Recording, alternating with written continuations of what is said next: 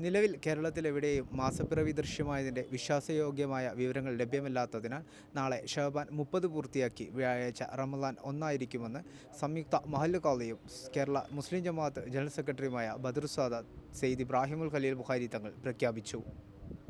ഖാദിമാർ എല്ലാവരും കൂടി ആലോചിച്ചതിൻ്റെ അടിസ്ഥാനത്തിൽ കേരളത്തിലൊരിടത്തും മാസം കണ്ട ഒരഭിപ്രായം ഒരു സൂചനയും എവിടെയും കണ്ടിട്ടില്ല. ഞങ്ങൾ 150ഓളം ആളുകൾക്ക് 3 ദിവസത്തോളം ട്രെയിനിങ് നടത്തി പലയിടങ്ങളിലും നിശ്ചയിച്ചു.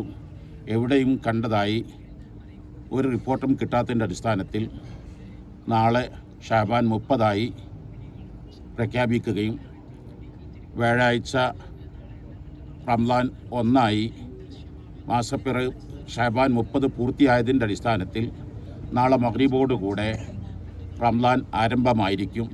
നാളെ തൊട്ട് തന്നെ എല്ലാവരും തറാവീഹ് 20 റക്അത്ത്, വിത്ർ, ഹദ്ദാദ്, ഖുർആൻ പാരായണം എല്ലാവരും കഴിഞ്ഞ 11 മാസക്കാലങ്ങൾ ജീവിതത്തിൽ വന്ന തെറ്റുകുറ്റങ്ങൾ, ന്യൂനതകൾ, കുറവുകൾ നികത്തി വരും കാലങ്ങളിൽ തെറ്റുകുറ്റങ്ങളില്ലാതെ ജീവിക്കാനുള്ള ഒരു പ്രാക്ടിക്കലൈസ് ചെയ്യുന്ന ഒരു ഫിനിഷിംഗ് സ്കൂളിൻ്റെ സ്ഥാനത്തായി അള്ളാഹുലേക്ക് തെറ്റുകുറ്റങ്ങൾ ഏറ്റുപറഞ്ഞ് പൊരുത്തപ്പെടിക്കാനുള്ള സമയമായി റമദാനെ കാണുക.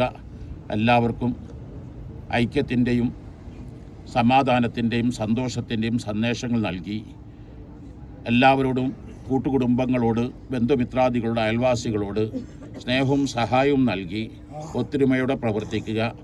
എല്ലാവർക്കും നാളെ മഗ്രിബിന് ശേഷം വരാനിരിക്കുന്ന റമദാൻ ആശംസകൾ നൽകുന്നു, നേരത്തെ നൽകുന്നു. എല്ലാവർക്കും സന്തോഷം നേരുന്നു.